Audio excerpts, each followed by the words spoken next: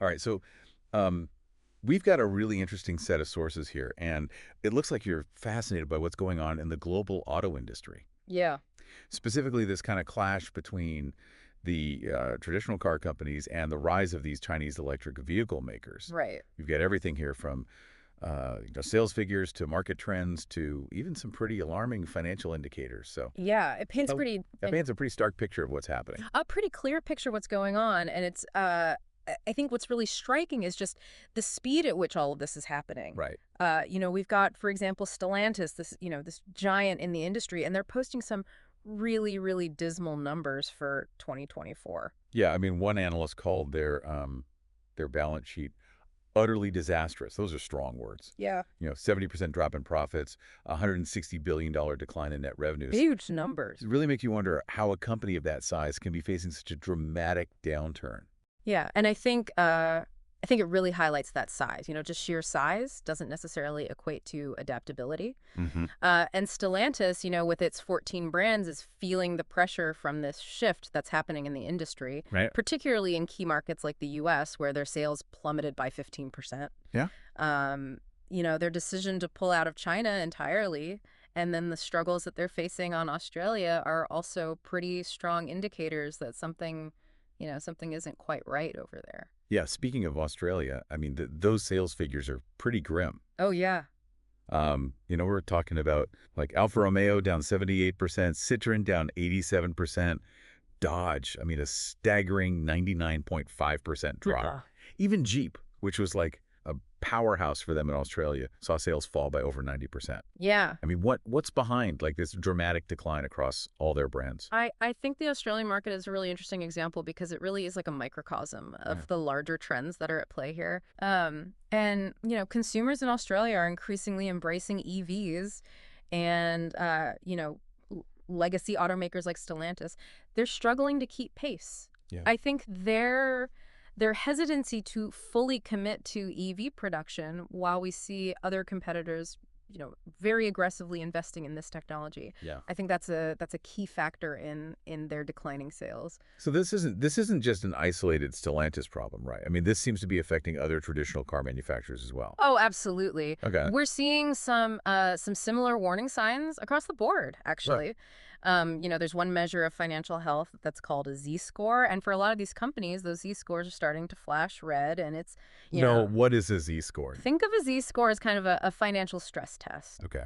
The lower the score, the higher the risk of that company being in distress. And some analysts are even predicting that giants like BMW, Volkswagen, Ford might actually require government bailouts within the next few years if they don't make some significant changes. That's a pretty stark prediction. It is. I mean, what factors are contributing to this, beyond this slow adoption of EVs? Well, debt is a major issue. Okay. Legacy automakers are carrying a lot of debt from their traditional business model. Right. Toyota, for instance, has almost $200 billion in debt, Wow. That's which makes it incredibly difficult for them to, finance the investments that they need to make in this transition to EVs Right. and autonomous vehicles. Yeah. So they're essentially caught between two worlds, right? They're trying to maintain this existing infrastructure while at the same time trying to invest in these new technologies. So, because catch-22, it sounds like. It is. And all of this is happening while these Chinese EV companies are experiencing this kind of explosive growth, Right. right? I mean, they are aggressively expanding globally, targeting markets in Europe, Southeast Asia, and as we've discussed, Australia. Yeah, they're not just taking advantage of the growing demand for EVs. Right. They're actively shaping the market. Yeah. I think another thing that people often overlook is the fact that, China, their domestic market is huge. Right. It represents almost half of global vehicle production and sales, and that gives them a big advantage in terms of scale and resources. And experts are actually predicting that Chinese brands could double their market share in Australia in just a year. Oh, wow. I mean, that's quite a leap from their 1.7% share that they had just 5 years ago. Yeah. What's driving that? I think it's a combination of factors. Yeah. First of all, I think they're willing to play the long game. Mhm. They're investing heavily in research and development. Okay. They're even selling EVs at a loss Really? to gain market share, to accelerate innovation. And I think that kind of aggressive strategy is really difficult for legacy automakers to match, Hmm. given their existing, financial burdens and shareholder expectations.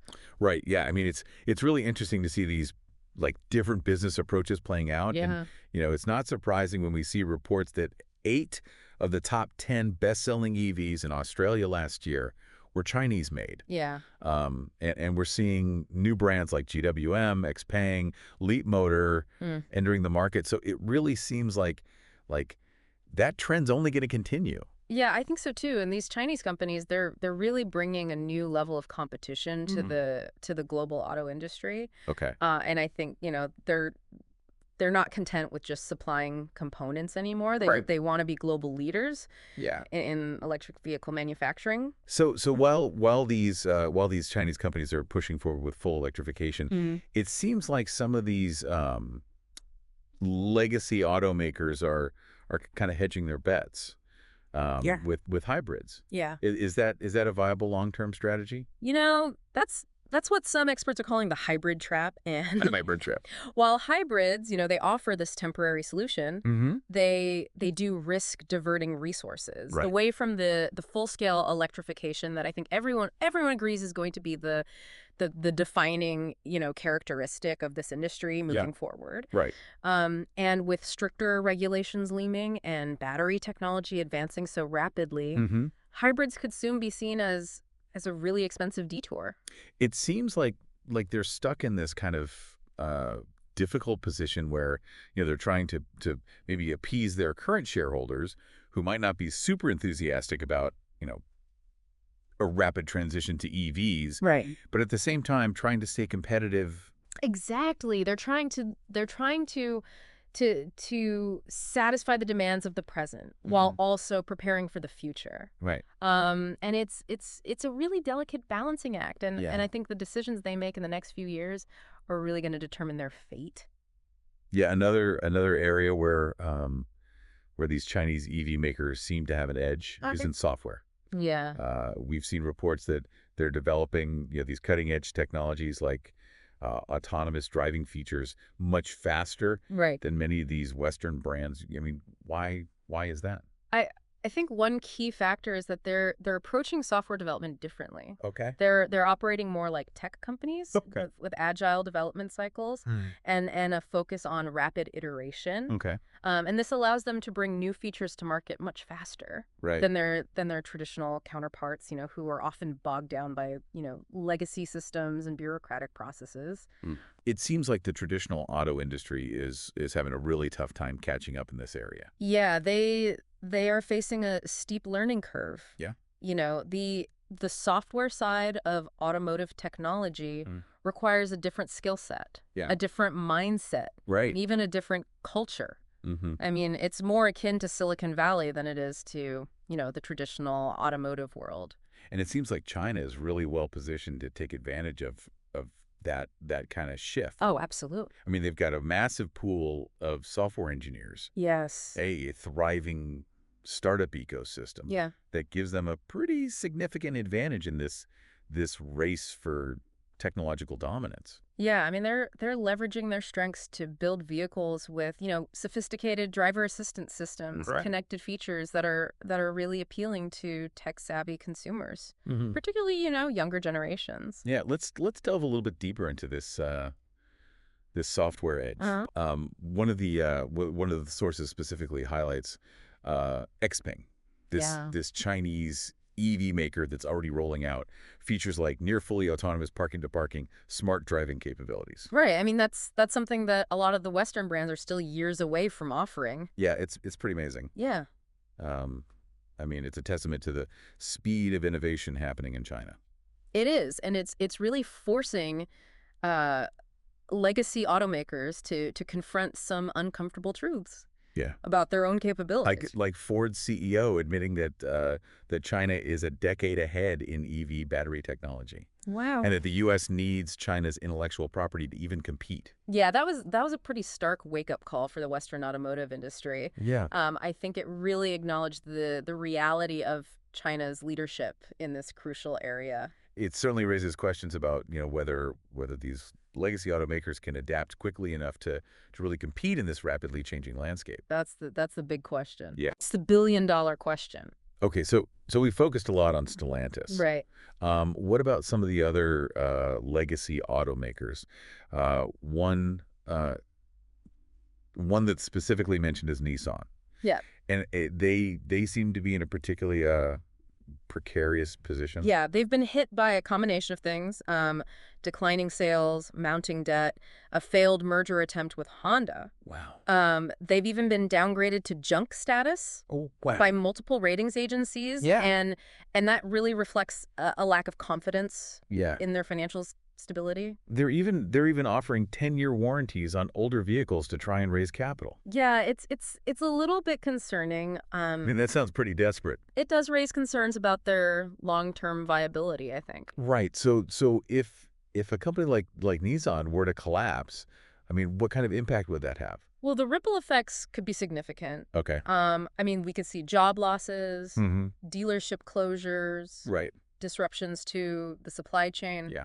and probably a further erosion of consumer confidence Right. in traditional automakers. So it's kind of like a domino effect that could have these pretty far-reaching consequences. Exactly. One thing falls and it can trigger a cascade of other problems. Which brings us to a bigger question, I think. Yeah. What happens if the U.S. automotive industry as a whole starts to crumble? I mean, the potential loss of the U.S. automotive industry would have profound and far-reaching consequences. I mean, this is a really crucial point. It is. I mean, the U.S. auto industry has historically been a major driver of the American economy. Yeah. A source of national pride. It has been. I mean, what would happen if that foundation were to weaken significantly? Well, the impact would be felt across multiple sectors, I think. Okay.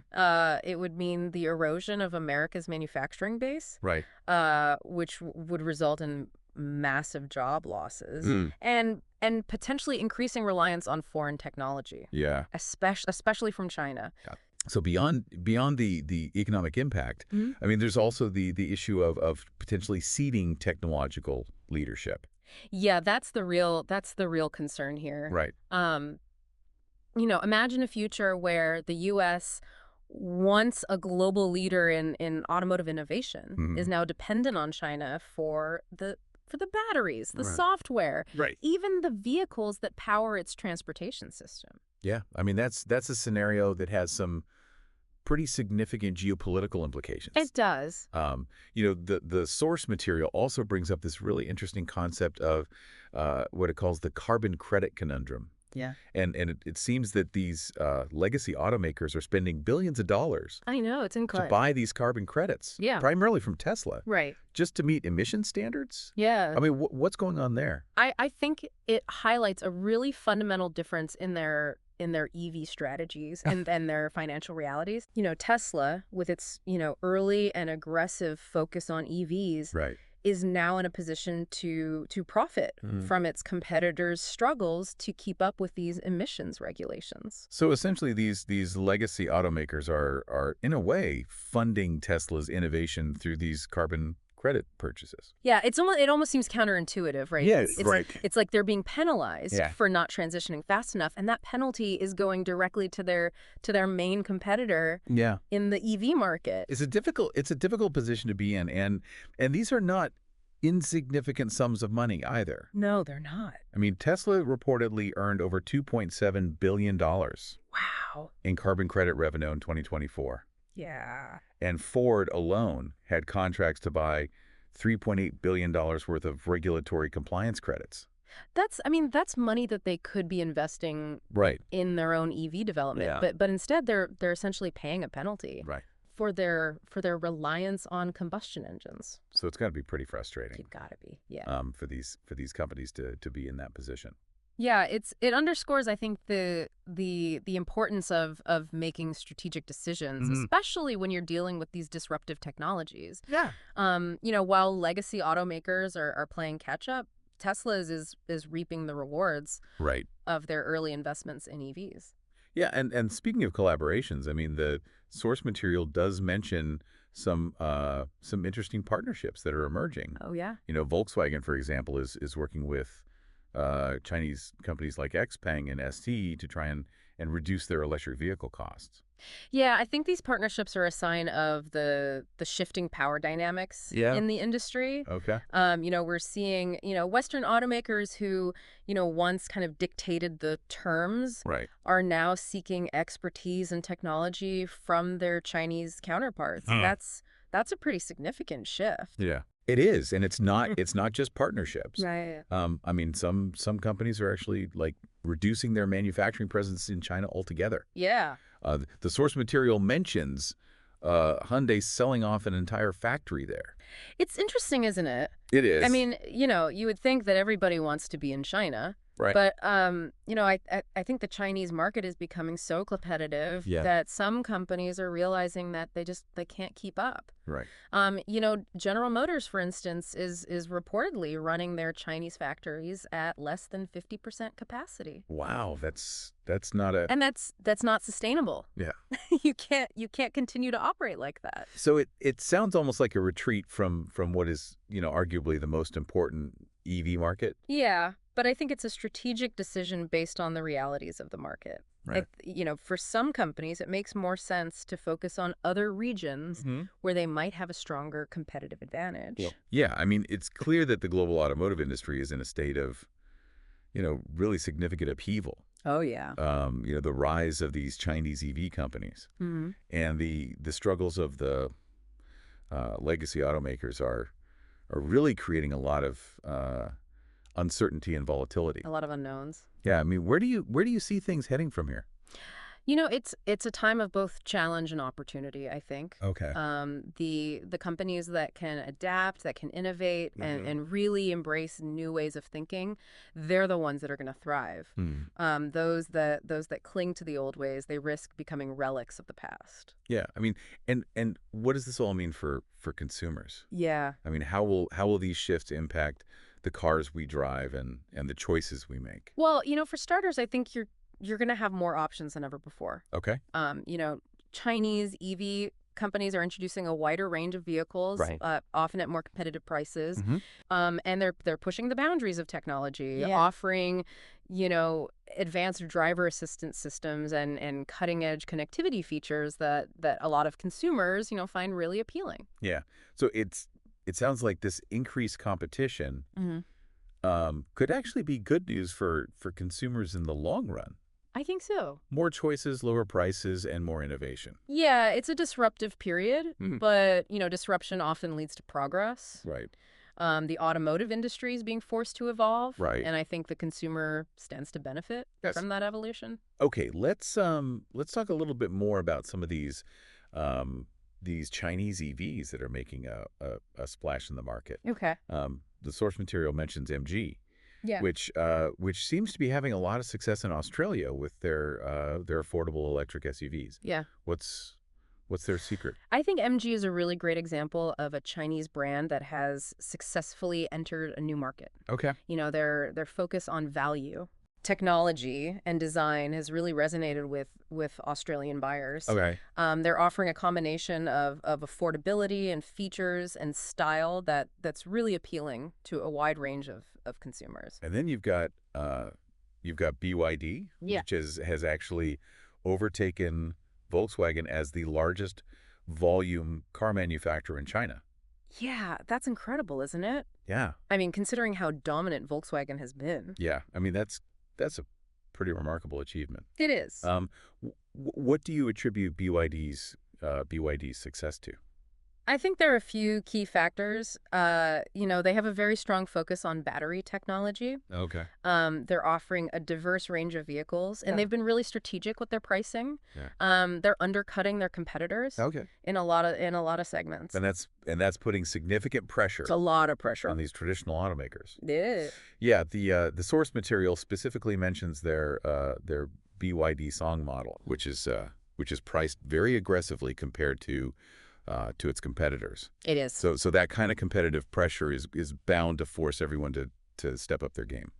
Right. I think so. Yeah. I mean, It's going to create a, maybe a race to the bottom in terms of price, Right. but hopefully it also leads to a race to the top in terms of quality Oh, and yeah. innovation Right. and features. Yeah. And I think ultimately consumers benefit from that kind of competition. Yeah. But one tactic that is raising some eyebrows is the willingness of some of these Chinese companies to sell EVs at a loss Yeah. just to gain market share. Hmm. And that level of aggression is something that a lot of these Western automakers are not used to dealing with. No, it's a very different way of thinking about the market. Mm-hmm. And I think it's a double-edged sword, right? Mm-hmm. On the one hand, it can drive down prices for consumers, which is a positive. Right. But on the other hand, it does raise some concerns Yeah. about sustainability and the long-term stability of the market. Yeah. I mean, if companies are consistently selling at a loss, it does make you wonder about, Like how long can they sustain that? And yeah. are they going to be able to invest in future innovation? Right. Right. Can they even survive in the long run? Yeah. I mean, it's a strategy that's worked for companies like Amazon Right. in other industries, Mm-hmm. but it's certainly disruptive and can have uh, unintended consequences. Absolutely. It's something to watch closely. I think the big question is, how will legacy automakers respond to this kind of price pressure? Right. Can they compete without sacrificing profitability? Yeah. Those are really the questions that are going to shape the future of the industry. And it really highlights how interconnected, the global economy is. It does. Decisions made in boardrooms in Detroit, Tokyo, and Beijing Right. have a ripple effect on consumers and workers all over the world. Yeah. And I think, it's a complex web of relationships, Yeah. but I think understanding these dynamics Mhm. is really crucial. Yeah. It helps us make informed decisions as individuals, as businesses, as policymakers. And it really underscores the importance of staying, informed and engaged Yes. with the forces that are shaping our world. Absolutely. Yeah. I mean, we live in a time of rapid change, Yeah. and knowledge is power. Right. The more we understand these trends, the Yeah. better equipped we are to navigate them. Speaking of navigating these trends, Hmm. there's been a lot of talk about tariffs and trade policies, Oh, yeah. especially between the U.S. and China. I mean, what impact could those political maneuvers have on the automotive industry? These political decisions, they have real economic consequences. Mhm. Tariffs can Right. can increase the cost of imported goods, Right. which makes them less competitive Yeah. and potentially even, leading to job losses. Right. They can also create uncertainty and volatility in the market, Yeah. which makes it difficult for companies to plan for the future. Yeah. And then there's the risk of these trade disputes escalating further, Yeah, absolutely. which could create even more instability in the global economy. It's a situation that definitely bears close monitoring. Yeah, and it's really hard to say, Yeah. how these political developments will impact the automotive industry in the long run. Yeah, and will they accelerate the shift Yeah. towards electric vehicles, or will they create obstacles? Yeah, I mean those are questions that only time will tell. Exactly. But one thing I think seems pretty certain: Yeah, the automotive industry is at a crossroads, it is. and the decisions that are made in the next few years Yeah. will determine its course, Mm-hmm. for decades to come. It will, and those decisions Huh. are going to have a profound impact on all of us. Yeah. The cars we drive, the jobs we hold, Hmm. the air we breathe, the future of our planet. This has been a really insightful discussion so far. It has. I mean, we've covered a lot of ground, Yeah. from the financial struggles of the Yeah. legacy automakers to the meteoric rise Right. of these Chinese EV companies. Yeah. We've also delved into the impact of these trends on the global economy, the political landscape, Mhm. and the choices we face as consumers. Yeah, it's a complex and fascinating story that's still unfolding. Yeah, and it really raises some important questions It does. about the future of transportation and the role that technology and innovation Mm, and global competition yeah, will play in shaping that future. absolutely. It's a dynamic and evolving situation that demands our attention. Yeah, let's delve a little bit deeper into some specific examples of how these trends are playing out in different regions of the world. Yeah. Uh, the source material mentions some rather dire statistics. Expert. Yeah, some really troubling numbers coming out of Germany. It seems almost counterintuitive, right? It I does. mean, Germany has this reputation for precision engineering, for high quality vehicles. Yeah. How are they struggling to adapt to this EV revolution? Well, there are a few factors at play here. Okay. I think first of all, they were a little bit slower to embrace electric vehicles Okay. than some of their competitors. Right. And now they're facing this really intense competition Mm. from Chinese brands Hmm. that are offering more affordable and technologically advanced EVs. So they're kind of getting squeezed from both ends They are, yeah. by the nimble startups and tech companies on one side, Hmm. and by these well-funded and ambitious Chinese companies on the other. That's exactly right. And then on top of all that, they're also dealing with rising costs, Yeah. labor shortages, Yeah. and this complex regulatory environment. Right. It's almost like a perfect storm of challenges Yeah. that are putting a lot of pressure on their automotive sector. It is a perfect storm, and it's really putting them in a difficult position. Yeah, and the source material cites a report predicting that the German automotive industry could lose as many as 10,000 jobs per month this year. Wow, that's a scary number. It is, and if those numbers are accurate, I mean that's a devastating blow to a country where manufacturing has historically been a pillar of their economy. Yeah, a major driver of economic growth Yeah. and national pride. Yeah, I mean it's a really sobering statistic, I think, Yeah. and it really underscores just how massive this transition is. It does. And that even the most established industries are not immune Right. to disruption. Yeah, I mean, nobody is safe Yeah. in this new environment. And the companies that fail to adapt, to innovate, to stay ahead of the curve, Yeah, they're inevitably going to face the consequences. that's right. And it seems like this is a cautionary tale, right, for other traditional automotive powerhouses around the world. I think so, yeah. I mean, if Germany, Right. with its renowned engineering prowess and manufacturing expertise, is struck to adapt, I mean, it really doesn't bode well for others who Yeah. are lagging behind in this EV race. No, it doesn't, and I think it really highlights the global nature of Yeah. this disruption Right. and the need for all of the players Mhm. in the automotive industry to Yeah. really, take these trends seriously and adapt accordingly. And it's not just Germany that's facing these challenges. Right.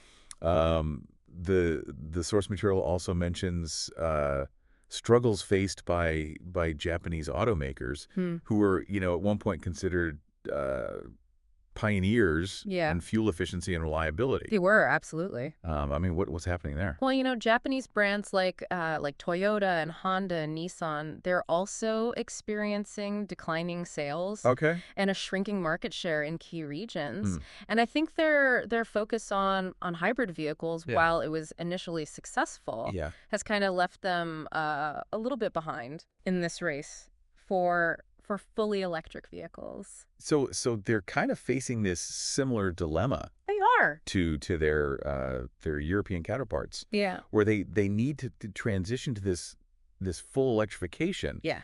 while still maintaining their existing business Hmm. and appeasing their current shareholders, Right. many of whom might not be fully on board. Right. They might be resistant Mm-hmm. to such a dramatic shift. Yeah, so it's like they need to find this balance Yeah. between the demands of the present Mm-hmm. and the necessities of the future. Exactly. And they need to do it quickly They do. because the competition is not waiting for them to catch up.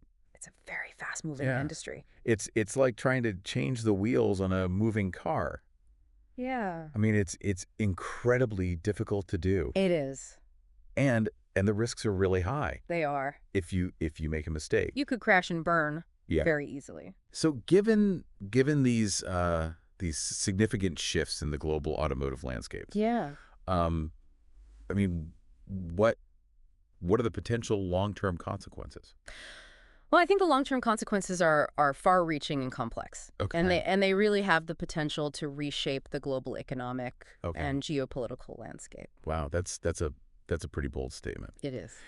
Can you elaborate on what you mean by that? Sure. I think, as the automotive industry transitions to electric vehicles, Mm, we could see a shift in manufacturing jobs from the fascinating. West to countries like China that are Okay. currently, leading the charge in EV production Yeah. and battery technology. Yeah.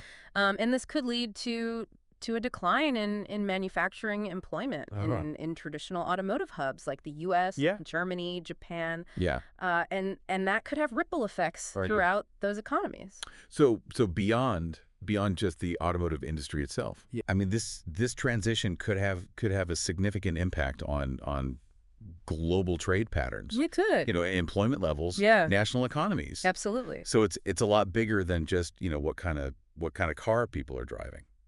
It is. It's about jobs. It's about the economy. It's about the future of entire industries. Yeah, and it's not just about jobs either. Right.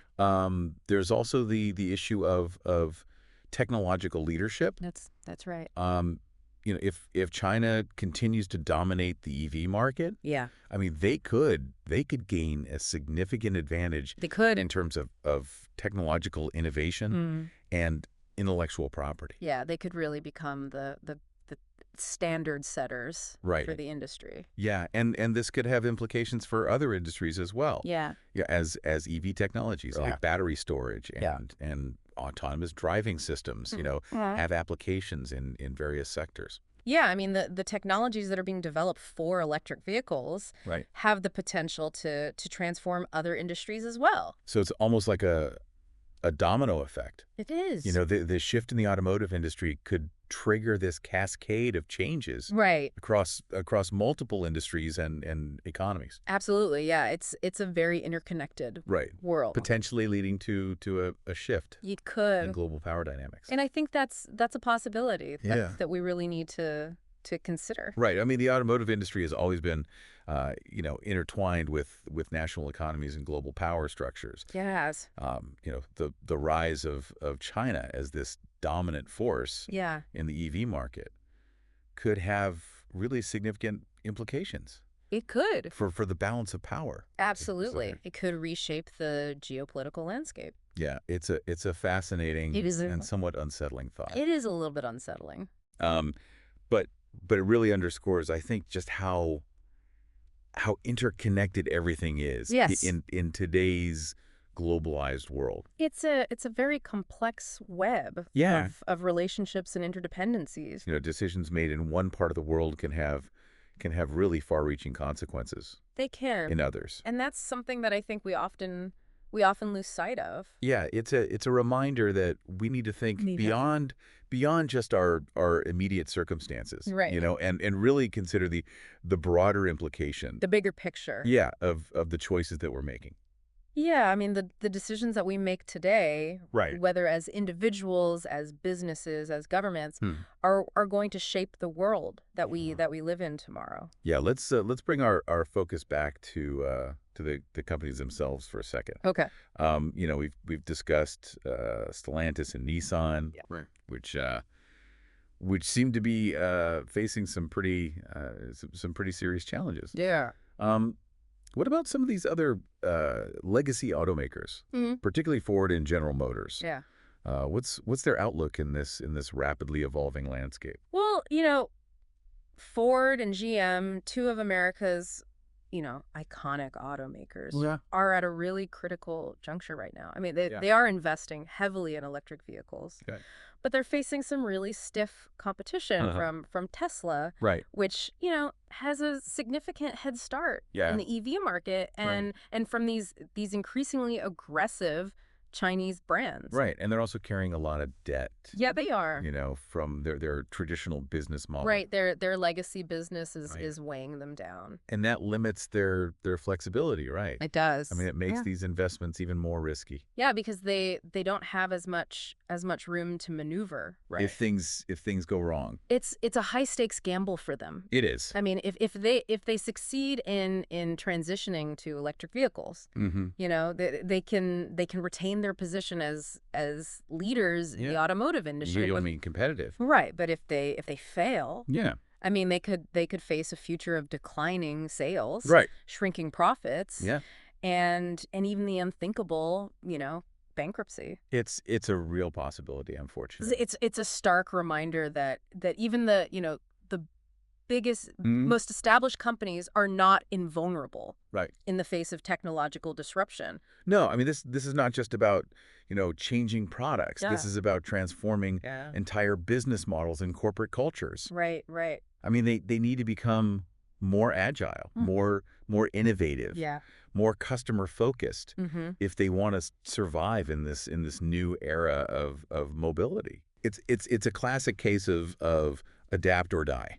Yeah, it is. Right. Yeah. The companies that can embrace change, that can innovate rapidly, that can build products that meet the evolving needs of consumers. Right. Those are the companies that are going to thrive. Yeah, the ones that can anticipate the future. Right. Rather than just react to it. And those that cling to the old ways are going to get left behind. That's absolutely right, yeah. And it's not just about the technology either. Right. It's about the culture. It's about the mindset. It's about organizational agility. Yeah, it's about creating a culture of innovation and collaboration and a sense of urgency throughout their organizations. They're also facing this talent crunch. Yeah, that's a huge issue. As they compete with these tech companies and other sectors for skilled workers. Right. Particularly in areas like software engineering and data science. Yeah, I mean the war for talent is real. Yeah. And it's fierce. We touched on this a little bit earlier, but it's such a critical issue, I think, that it's worth exploring further. Absolutely, yeah.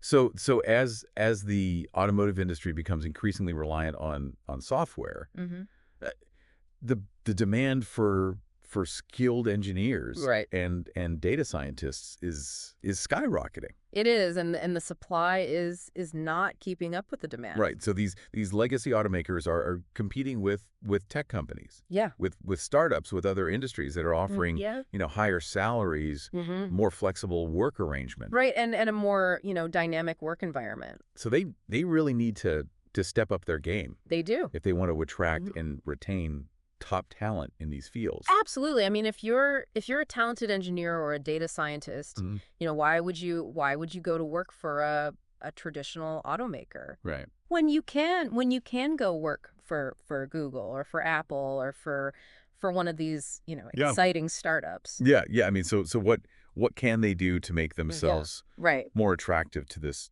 talent pool? Well, I think one thing they need to do is really highlight the exciting challenges of working on cutting edge technology. Right. The opportunity to make a real impact on the future of transportation and the potential to be part of this historic transformation of the industry. Right. I mean, they need to create a compelling narrative that resonates with potential employees and inspires them to join your mission. Right. It's not just about offering a job, it's about offering an opportunity to be part of something bigger, something that matters. Yeah. And it's not just about, offering competitive salaries and benefits. That's it's about, creating a work environment that's intellectually stimulating. Right. That's rewarding. Yeah. And that's aligned with the values. Yeah, the values of this new generation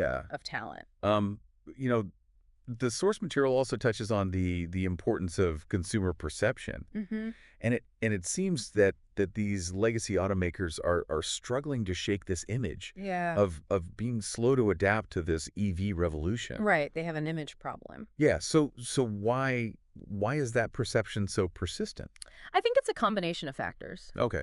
For years, legacy automakers were focused on making incremental improvements to their existing gasoline-powered vehicles, Right. while companies like Tesla were going all in Right. on electric vehicles. Yeah, so they kind of created this perception that they were hesitant about EVs. Right. They seem to view EVs as this kind of niche market Right. rather than the future of the industry. And now it seems like they're paying the price for that past reluctance They are, yeah. to fully embrace electric vehicles. Right. And this negative perception is Yeah. is impacting their sales, isn't it? It is, absolutely. I mean, people are hesitant to buy electric vehicles from companies that don't seem fully committed Right. to the technology. I think consumers want to feel confident Right. that the company they're buying from Right. is really invested in the long-term success Right. of electric vehicles. Yeah. They want to know that the company is going to be there to support them with service and parts and future innovation. So what can these legacy automakers do Yeah. to build that trust and that credibility? Well, I think they need to do a better job of communicating their EV strategies. Highlighting their investments in innovation, showcasing their commitment to a sustainable future. Right. I mean, they need to show that they're not just jumping on the EV bandwagon. Right.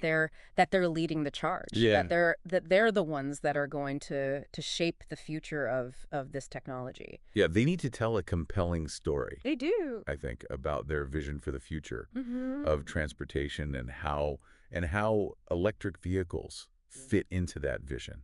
Absolutely. And they need to back up their words with actions. Yeah. I mean, they need to invest in research and development. They need to bring new and exciting EV models to market. Right. They need to build a robust charging infrastructure Yeah. that supports the widespread adoption of electric vehicles. Yeah, this is where, marketing and branding, I think, play a really crucial role. They do. They do. They need to tell compelling stories. Right. They need to showcase their technological advancements and really highlight the benefits of electric vehicles in a way that resonates with consumers. Absolutely. They need to appeal to both the head and the heart. Right. I mean, they need to make electric vehicles not just a practical choice, but an aspirational one. Right. They need to make people feel good Right. about driving an electric vehicle, not just feel like they're doing the right thing for the environment. So it's about creating that emotional connection It is. with the product, not just a rational one. Exactly. People buy products that they connect with emotionally. Right. Products that reflect their values and aspirations. Right. Electric vehicles need to be more than just cars. They need to be symbols of progress and innovation and a better future. Yeah. And they need to do it quickly. Right. They do. The clock is ticking. Yeah, the clock is ticking. And the competition is not standing still. The competition is fierce. Yeah. And it's only going to get more intense. Yeah. The source material also mentions the challenge of building a robust charging infrastructure. Yeah, that's a big one. This is a critical piece of the EV puzzle, and it's an area where a lot of consumers still have concerns. Yeah, range anxiety Yeah. is a real issue Yeah. for a lot of potential EV buyers. Yeah, people are worried about running out of charge Right. before they reach their destination. Exactly, especially on long trips. Right. I mean, this is a legitimate concern. Yeah. And it's definitely a barrier to wider EV adoption. So what can be done to alleviate those concerns? I think the key is to build a really robust and reliable charging infrastructure that makes it easy and convenient for people to charge their EVs wherever they go. Right. And this requires a massive investment in charging stations, both public and private. So this is where governments and private companies need to really step up They do. and make significant investments in charging infrastructure. They need to, I mean, we yeah. need to see, more charging stations Yes. installed in public places, workplaces, Yeah. residential areas. Absolutely. And we need to see, faster charging speeds, Right. more reliable networks, Yeah. a seamless user experience. I mean, we need to make charging an electric vehicle as easy and convenient as Yeah. filling up a gas tank. And we need to see it happen quickly. We do. I Yeah. mean, the transition to electric vehicles is accelerating, Hmm. and the charging infrastructure needs to keep pace. Yeah. This is where I think, collaboration and partnership Yeah. are really, really essential. They are. I mean, we need governments, automakers, Right. energy providers, tech companies. We need everybody Right. working together to build this charging network that meets the needs of EV drivers today and in the future. Yeah. It's a massive undertaking. It is. But it's essential, right, for the success It's fundamental. of this EV revolution. It is. And this deep dive is really driving home, I think, the importance of sustainability. Yes. The shift to electric vehicles Yeah. is not just about, the technology. Yeah. It's about creating a more sustainable future It is. for our planets. Yeah, it's about, reducing our reliance on fossil fuels, Right. lowering carbon emissions, Yeah. mitigating the impacts of climate change. Right. It's about creating a cleaner, It is. healthier, more livable world for generations to come. That's the ultimate goal. Yeah, and I think the automotive industry has a responsibility to play a leading role They do. in this transition. They need to be at the forefront of Right. of this movement. And consumers have a role to play as well, right? Absolutely, yeah. I mean, by choosing electric vehicles, supporting sustainable practices, Yeah. advocating for policies that promote a cleaner future. Yeah. We can all be part of the solution. It's a collective effort, and Yeah. it's an effort that's worth making. This deep dive has been incredibly insightful. It has. I mean, we've explored the decline of legacy automakers, the rise of Chinese EV companies, the challenges the opportunities. and opportunities of the EV revolution, Right. the implications effects. for consumers and workers and the planet. Yeah, it's a complex and fascinating story. It is. That's still unfolding. It's a story that's full of, intrigue and drama It is. and the potential for both, progress and peril. Yeah, it's a really critical moment in history. Yeah, and we've seen how technological disruption is reshaping the automotive landscape. It is. It's forcing companies to adapt. Yeah. Or face extinction. We've seen how globalization is changing the competitive dynamics. Right. Creating these new opportunities and challenges for companies around the world. And forcing them to think differently about how they operate. Yeah, and we've seen how the choices that we make, both as individuals and as a society, are gonna shape the future They are. of transportation. Absolutely, yeah. It's a reminder that we're living through this period of profound change. We are. This time of great upheaval and transformation. It's a really exciting time to be alive, Yeah. but it's also a time of great uncertainty and a time that calls for bold leadership and innovative thinking and a willingness to embrace the future. The companies, the countries, and the individuals who can adapt to this new reality. Yeah. Those are the ones that are going to thrive. Absolutely. In the decades to come. They're the ones that are going to be writing the history books. And those who cling to the old ways Yeah. are going to get left behind. That's right. It's a stark choice, It is. but it's one that we all face. Yeah, we all have to make a decision. This deep dive has given us a lot to think about where we go from here. It has. We've focused a lot on the big picture. Right. The decline of legacy automakers, the rise of Chinese EV companies. But what does this all mean for the average person? Yeah. How will these shifts impact our daily lives and the decisions we make as consumers? That's the crucial question, isn't it? I mean, all of these trends and statistics, Right. Ultimately it all boils down to how they affect people's lives, Right. their choices, their futures. Yeah, I mean, if you're in the market for a new car right now, Right. Are you even considering electric vehicles as a viable option? Yeah, I think that's a question that more and more people are asking themselves. Right. It seems like just a few years ago, EVs were seen as kind of a novelty, Hmm. but now they're becoming increasingly mainstream. Right. And as the technology improves Yeah, and the prices become more competitive, that trend is only going to accelerate. absolutely. So as a consumer, you need to be aware of the total cost of ownership. Right. When you're comparing EVs to gasoline-powered cars. Yeah, and that includes not just the purchase All price, right. but also things like fuel savings, maintenance costs, Mm. resale value.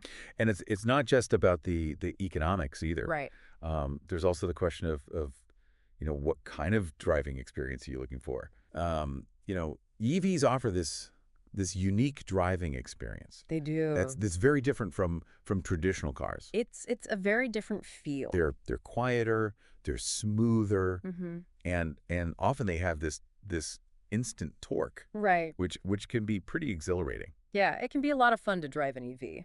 And then you can't forget about the environmental aspect. Yeah, it's a big one. Um, even if you're not solely motivated by environmental concerns, Yeah. it's becoming increasingly important for people to align their purchasing decisions Mm-hmm. with their values. Yeah. People want to feel good Right. about the products that they buy. Yeah, and for many people, sustainability is a core value. It is. So it's not just about saving money or having a fun driving experience. Right. It's about making a statement about what you believe in Yep. and the kind of world you want to live in. That's Yeah, and let's not forget about the expanding range of choices that are available to consumers. Yeah, that's a really exciting development, I think. We've talked about these Chinese EV companies, Right. entering the market, Hmm. offering competitive products Yeah. at attractive prices. And they're not just cheap knockoffs. Yeah. These are high quality vehicles with Yeah. with advanced technology and really compelling features. So are you open to considering these brands? Yeah, I think it's a good opportunity to challenge our preconceived notions Right. and to really do our research. Mhm. Read reviews, test drive different models, talk to people who own EVs. Right. Yeah. You might be surprised Right. by what you discover. And for those who are a bit more financially minded, Mm. um, this transition also presents some pretty interesting investment Oh, opportunities. absolutely. Um, are you paying attention to the financial health of these automotive companies? Right. Are you diversifying your portfolio to account for the risks Yeah. and the opportunities associated with this shift to electric vehicles? I think it's a wise move Right. for any investor to stay informed about these trends. I Yeah. mean, the automotive industry is undergoing a massive transformation, Hmm. and the companies that can adapt and innovate, those are the ones that are going to thrive. Right. But Right. there will also be casualties along the way. So it's not just about picking the winners. Right. It's also about avoiding the losers, Absolutely. and it's not just about investing in the car companies themselves either. Right. All right, there are also opportunities to invest in companies that are developing the technologies Yeah. that are going to power this transition, Mm-hmm. like battery technology, Right. autonomous driving systems, charging infrastructure. Yeah, I mean, there's a whole ecosystem of businesses and industries Mm. that are being created around, Yeah. this shift to electric vehicles. Right. So investors who can identify those emerging opportunities stand to benefit significantly. Oh, absolutely. Yeah, I mean it's an exciting time to be involved in this space. It is. Both as a consumer and as an investor. It is, yeah. I mean, there's so much innovation happening Yeah. that the potential for growth is enormous. And it's not just about, the individual choices that we make as consumers and investors. Right. It's also about the collective actions that we take as citizens. Yeah, that's a really important point. Are we engaging in the policy debates surrounding electric vehicles? Right. Are we advocating for policies that support a cleaner, more sustainable transportation system. Yeah, and I think that's a crucial aspect of this transition that often gets overlooked. Yeah. Governments have a vital role to play Right. in creating an environment that supports the adoption of electric vehicles. Yeah. And this includes things like providing financial incentives for EV purchases, investing in charging infrastructure, Yeah. setting ambitious emission standards. Right. Yeah. It's about creating a regulatory framework that encourages innovation, that supports consumer adoption, and that ensures that this transition happens in a way that benefits society as a whole. So it's really about creating this collaborative effort It is. between governments and businesses and individuals. Yeah. I mean, we all have a role to play in creating a more sustainable future.